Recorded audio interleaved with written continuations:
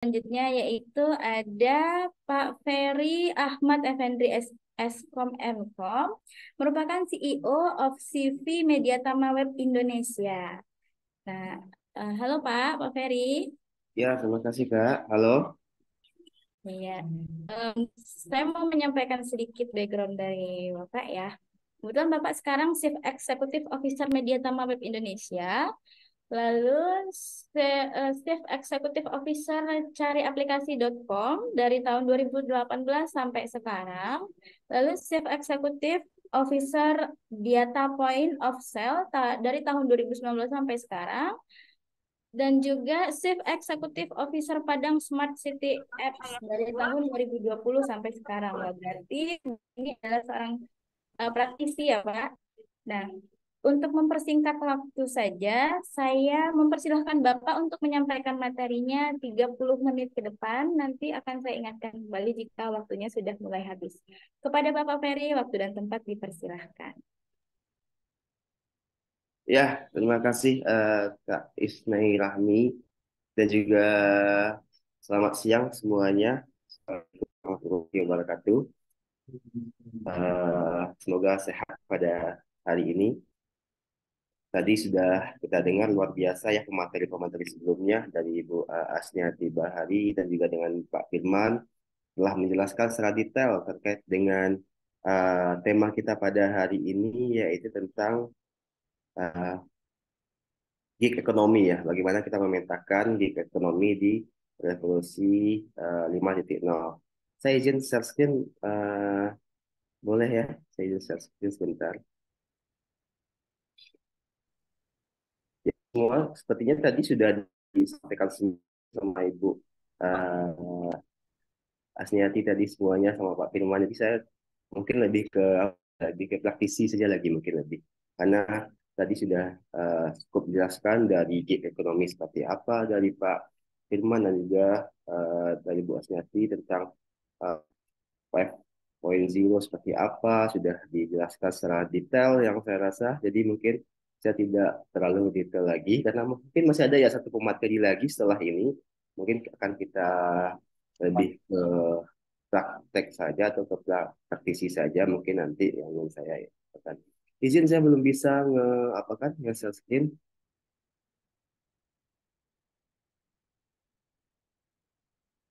Tolong dibantu.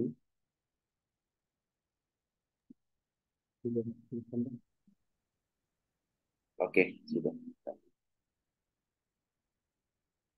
Oke, nah jadi terkait dengan tema kita pada hari ini ya memetakan cuan dalam gig ekonomi mahasiswa cerdas revolution 5.0. Nah, jadi tadi sudah banyak disampaikan juga. Tadi juga mungkin ini sedikit biodata saya. Saya aktif di bagian teknologi informasi sampai sekarang mungkin saya juga ada bis digital yang ada di Kota Padang. Jadi memang saya sudah melakukan sebagai ekonomi ini sebenarnya dari tahun 2014 gitu. Jadi yang mana sebelumnya saya um, yang tadi yang katakan Pak Firman kita memang harus memiliki skill kalau kita ingin masuk ke ekonomi, kita memang harus memiliki skill. Jadi skill kita itu tentu harus selaras dengan perkembangan teknologi sampai sekarang. Nah, alhamdulillah dari freelance waktu 2014 waktu masa kuliah, waktu itu sekarang alhamdulillah sudah bisa buka sebuah perusahaan yang mana dalamnya sudah ada 25 karyawan. Jadi dari tahun 2014 masih kuliah sampai sekarang sudah terus menekuni di bidang digital. Nah, makanya dari itu bagi kawan-kawan semua yang memang sudah ada minatnya terkait dengan freelance dan lain-lainnya itu tetap diteruskan dan yang penting juga jangan sampai meninggalkan perkuliahannya juga gitu karena memang perkuliahan pun juga sangat penting banyak juga Bapak di luar sana mereka sudah merasakan bagaimana mendapatkan cuan dari kerja paruh waktu dan juga mendapatkan cuan dari freelance mereka mengabaikan perkuliahannya gitu. Jadi jangan sampai seperti itu. Pengusaha pun pasti juga mementingkan pendidikan juga ke depannya. Makanya saya pun sudah S2 tapi saya jajah S2 saya nggak tahu di mana sekarang gitu. Jadi makanya dari itu kita pun uh, misalkan kawan-kawan yang sudah mulai menjadi freelance itu bisa, jangan sampai nantinya perkuliahan ditinggalkan. Dan juga organisasi juga harus ditingkatkan dan juga aktif di beberapa organisasi, dan juga tadi sudah disampaikan experience dan juga kegiatan saat ini. Saya sebagai Chief Executive di Media Tama Web Indonesia, perusahaan IT di Kota Padang. Eh, Kemudian ini sedikit mungkin dari Media Tama Indonesia. Ini ada tiga ya sebenarnya di Media Tama Web ini. Ada Media Tama Software Development seperti pembuatan jasa software, website, aplikasi dan lainnya. Kemudian kita juga ada training, Media Tama Training Center, memberikan pelatihan pada lulusan-lulusan yang ingin mempunyai skill di bidang digital. Kemudian juga ada Media Tama Digital Kreatif, itu lebih ke branding digital. Nah, makanya saya yakin di luar sana sangat banyak sebenarnya proyek-proyek, tetapi bagaimana kawan-kawan di sini bisa memanfaatkan peluang-peluang yang ada di luar sana. Dari 2014 saya mencoba, waktu itu platformnya cuman yang saya dapat cuman waktu itu Toko Bagus, mungkin masih ada Toko Bagus, Berniaga, mungkin bagi ada yang tahu gitu kan. Cuman dua itu platform yang memang bisa mempromosikan kita untuk uh, mempromosikan jasa kita begitu. Nah, tapi kalau sekarang itu sudah sangat banyak di luar sana bagi kawan-kawan di sini yang ingin mencari uh, salah satu pendapatan atau salah satu penghasilan dari misalkan yang tadi, itu bisa banyak di luar sana mungkin bisa dilihat. Nanti kan saya contohkan beberapa ya gitu. Nah, kemudian kalau misalkan ada bertanya, Pak, apakah harus mempunyai base skill digital? Tidak. Banyak di sana mungkin ada yang skillnya MC atau skillnya jurnalis atau membuat berita atau membuat apa gitu. Jadi nggak harus semua digital yang ada yang ada di luar sana gitu. Nah, jadi nanti kan kita coba lihatkan seperti apa sih uh, lowongan-lowongan ataupun kerjaan yang mungkin bisa dieksekusi bagi mahasiswa agar bisa mendapatkan cuan sambil kuliah gitu. Nah, di sini saya juga akan sedikit menjelaskan apa itu ekonomi, karena tentu kita tidak etis juga kalau kita tidak menjelaskan sedikitnya gitu. Jadi intinya terkait dengan ekonomi ini lebih ke tenaga kerja yang memang bekerja dengan kontrak atau jangka pendek atau freelancer. Nah, saya pun dari Media Tama Web itu memang sekarang sudah banyak juga mengambil tenaga-tenaga kontrak gitu. Ada sekitar 10 kalau hari ini gitu. Ada sekitar 10 orang tenaga kontrak. Memang saya kontrak sekitar 4 bulan sampai 5 bulan gitu. Nah, kenapa Pak menggunakan tenaga kontrak gitu kan? Nah, jadi balik lagi, ketika kita menggunakan tenaga kontrak, bagi perusahaan itu akan menghemat biaya sebenarnya gitu.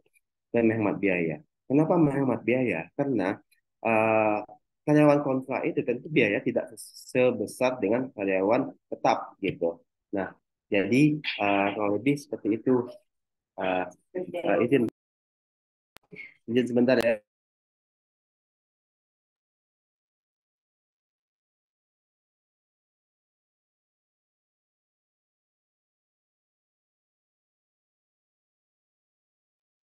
Nah, jadi kurang lebih izin mohon maaf tadi sedikit ada gangguan.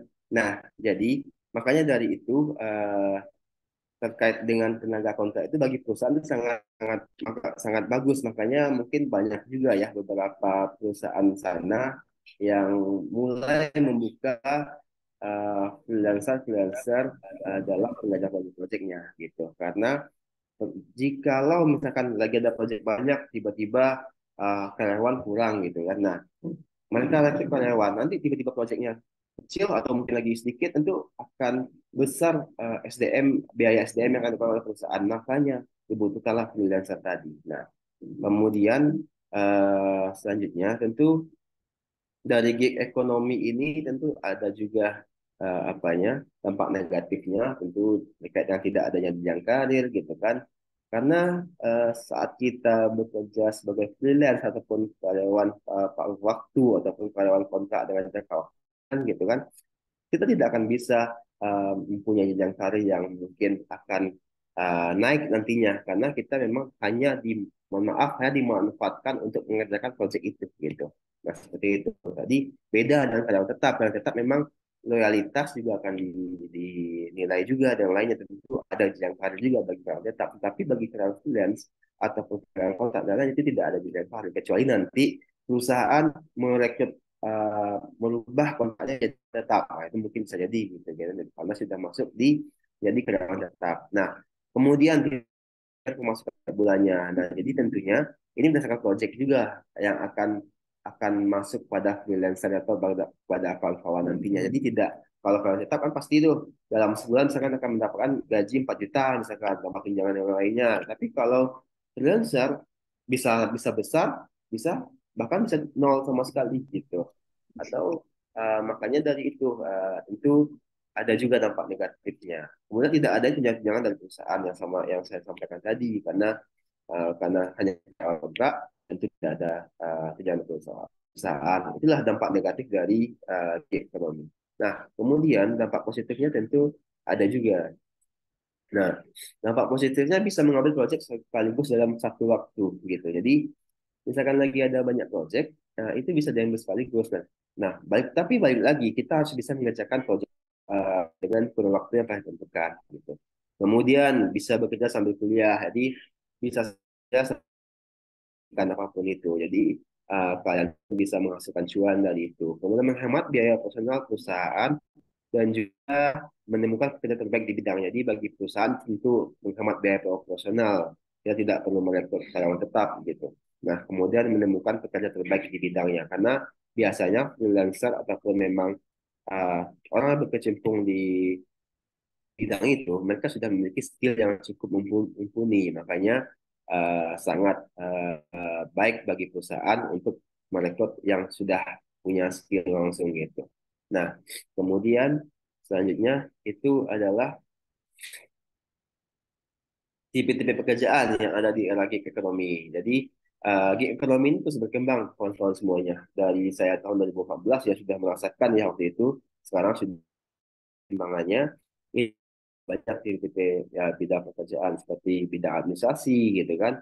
Itu ada asisten project manager, asisten virtual, teknisi farmasi dan juga lainnya gitu. Kemudian bidang kreatif ini paling banyak ya sebenarnya bidang kreatif ini terkait dengan freelancernya itu terkait dengan konten kreator, graphic designer, seniman dan lainnya. Jadi sangat banyak sekali gitu. Nah, kemudian bidang kepenulisan, penulis artikel, jurnalis, content writer, copywriter, UX writer dan lainnya. Ini juga banyak juga. Jadi job-job ini, Pak, ini kan sudah banyak nih apa-apa saja nih gambaran pekerjaan. Nah, bagaimana saya mendapatkan jobnya, Pak? Gitu kan? Nah, itu nanti akan kita bahas setelah slide ini. Gitu. Nah, jadi kemudian IT banyak juga network analyst, IT engineer, data science, computer engineer, kemudian jasa, pengemudi online ya seperti Gojek dan lainnya itu sudah banyak juga luar sana pengantar makanan, jasa membersihkan rumah, memiliki hewan peliharaan dan lainnya. Kemudian project management, office management, kemudian project manager, product manager, kemudian software development, UI UX designer, team engineer dan DevOps engineer. Jadi sangat banyak ya terkait dengan bidang pekerjaan di gig ekonomi ini. Nah, jadi ini saya coba lihatkan beberapa mungkin website atau platform ya yang bisa dilihat nantinya yang bisa di apa jadi acuan dari mana sih sebenarnya apa sih gig ekonomi ini apa memang benar ada. Kadang kalau kita hanya mempromosikan Instagram itu tidak terlalu apa ya, maksimal gitu. Nah, jadi ini ada 4 ya saya contohkan. Ini bagi kawan yang pernah dengar LinkedIn. LinkedIn ini sebenarnya salah satu platform yang wajib kawan-kawan punya. Wajib ya kawan-kawan punya jikalau ingin cari pekerjaan gitu.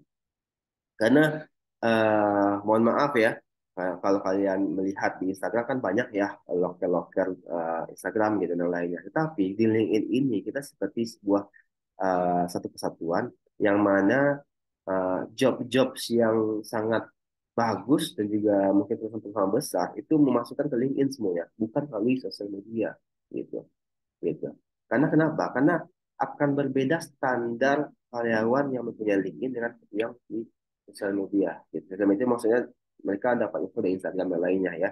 Nah, tapi di LinkedIn ini sudah besar-besar semuanya perusahaan yang ada di sini, dan kita juga bisa men-searching kita ingin uh, bekerja mau di mana gitu kan, dan juga perusahaan pun bisa melihat atau mereview pelamaran secara langsung, apakah dia mempunyai apa namanya, mempunyai portofolio atau mempunyai pengalaman dan lainnya. Jadi bisa dilihat langsung di sini. Jadi tidak bisa ditipu atau tidak bisa dibuat karena saling terhubung satu sama lain. Misalkan dia punya pengalaman bekerja di sini misalkan gitu kan. Jadi saling terhubung juga dengan perusahaan LinkedIn dari si pelamar tadi gitu. Jadi kemudian dijelaskan lebih detail tentang apa. Jadi makanya bagi kawan-kawan nantinya itu wajib mempunyai LinkedIn, ini saran dari saya. Kemudian di sini kita bisa cari semua pekerjaan, semua perusahaan. Misalkan saya mau kerja di Gojek lah, atau saya mau kerja di Shopee, atau saya mau kerja di Tokopedia atau Bukalapak, tinggal cari aja di sini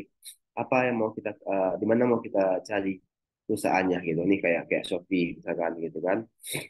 Nah, ada 125 nih. Ya, Shopee, coba kita lihat ini Shopee itu 125. Nah, ini jadi ini lagi buka nih Shopee sekarang nih. Satu minggu yang lalu di postingnya sama Shopee. Ya, jadi banyak sebenarnya yang bisa kita pilih ya. Kemudian kita juga ingin lihat juga tingkat pengalamannya. Oh, saya masih pemula gitu kan. Oh, saya mau magang saja gitu kan. Tingkat pemula gitu. Nah, ada nih di Shopee nih tingkat pemula misalkan di sini. Nah, jadi ada banyaknya nih customer service, back end engineer, ads agent, Shopee Live, Shopee Live QA, seller management, Shopee Live trainer, yang lainnya, quality assurance, dan lainnya gitu kan. Jadi banyak sebenarnya yang bisa kita uh, uh, kemudian ini magang misalkan. Kalau kita ingin magang juga bisa, apa ada nggak di Shopee, ada juga nih kapan gitu kan. Jadi kita bisa milih perusahaannya, atau kalau kita tidak ingin perusahaannya boleh mungkin kita Izin Kak, ya share screen-nya masih di PowerPoint. ya bagaimana volume. Share screen-nya masih di PowerPoint-nya. Oh, masih di PowerPoint ya. Iya. Oh, bentar. Iya.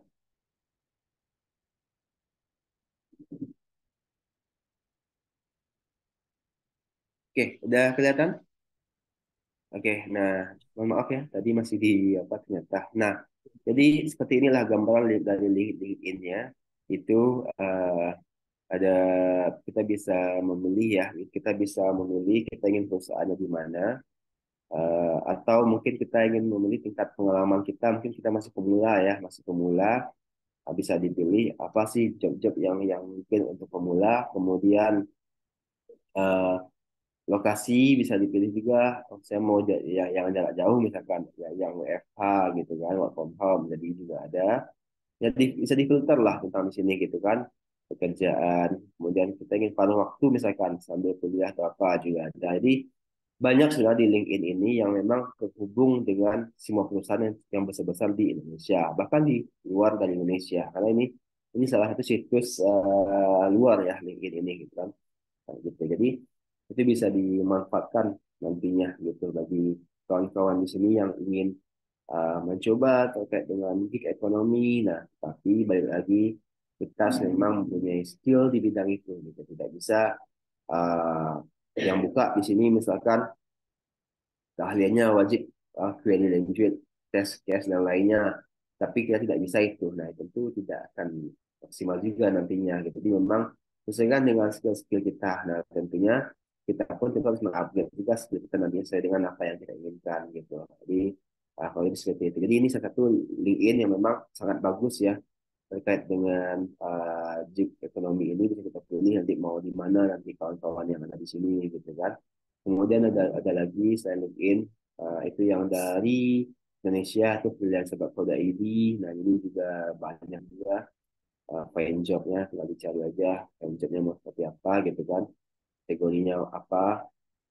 Nah jadi sesuai dengan skill kita dan keahlian kita. Jadi nggak harus bidang teknologi, nggak harus bidang uh, desain gitu kan, saya hanya bisa bidang pendidikan dan mungkin bidang penjualan, bidang copywriting, penulisan yang lainnya gitu. Jadi sangat banyak lah di sini bisa kita pilih nantinya. Jadi ini kedua ada freelancer atau ini gitu. Jadi bisa kita pilih.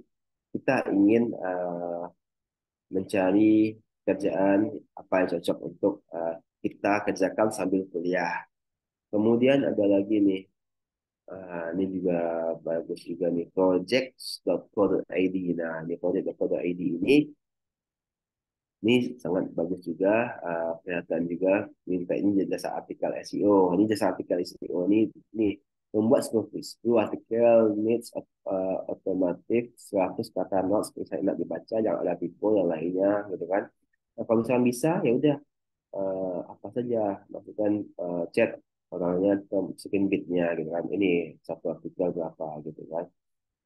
Kemudian ini banyak juga nih di sini kan saya bisa tentang eh, apa gitu. Jadi ini project ini beda dengan tadi. Kalau kalau yang project ini memang lebih ke project yang dia kasih ke kita. Tapi kalau misalkan LinkedIn dan juga dan juga freelancer ini lebih ke pekerjaan yang memang sistem kontrak yang dia kasih kepada kita gitu. Nah, jadi ini bentuk project seperti membuat link section atau setting FBS atau target wajib dan pengalaman yang lainnya gitu, desain packaging dan lainnya. Jadi banyak sebenarnya yang bisa kita kita maksimalkan peluang-peluang yang ada dengan industri 5.0 ini. Itu sangat mudah bagi kita untuk mencarinya. Kalau waktu saya 2014 dulu mungkin sangat sulit ya waktu itu. Saya hanya membuatkan iklan saya di Berniaga dan juga di Toko Bagus yang waktu itu awalnya saya buat jasa install laptop gitu, jasa install laptop. Kemudian setelah itu saya buat juga jasa komputer lab. Nah, disitulah mulai cukup banyak orang yang tahu, klien-klien yang melihat gitu kan. Kemudian masuk di Facebook. Dulu Facebook belum ada Facebook Marketplace-nya gitu, jadi masih Facebook biasa gitu. Nah, sampai itu. Tapi sekarang 2023 ini, apalagi dengan adanya dampak pandemi kemarin, itu WFH, Zoom seperti ini sudah hal yang wajar ya bagi perusahaan, dan tentunya banyak juga job-job di luar sana yang memang bisa dimaksimalkan, bisa diambil bagi kawan-kawan yang ada di sini nantinya gitu. Jadi tergantung kita ingin lebih memfokuskan di bagian mana gitu. Dan kita pun juga memang harus punya skill juga di bidang itu. Jangan sampai kita ambil proyeknya tiba-tiba kita tidak ada punya skill, tentu akan kecewa klien jadinya. Makanya dari itu upgrade lagi skill kita, dan di luar sana skill itu adalah poin penting dalam mencari pekerjaan gitu. Jadi apapun jurusan kalian, tentu harus ada yang kalian punya beda dari para pelamar lain.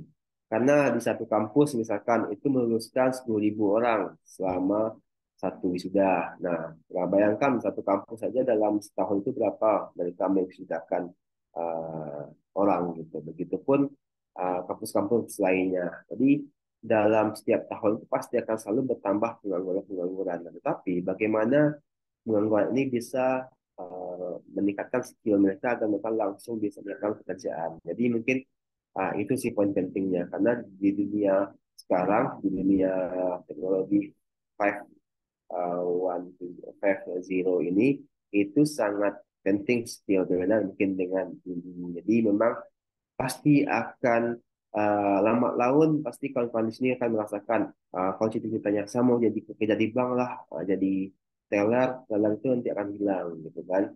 Saya mau kerja di sinilah menjadi admin, nanti otomatis admin itu akan hilang gitu. Jadi jangan sampai mengambil pekerjaan yang umum, carilah pekerjaan yang memang khusus, yang memang membutuhkan skill tertentu gitu.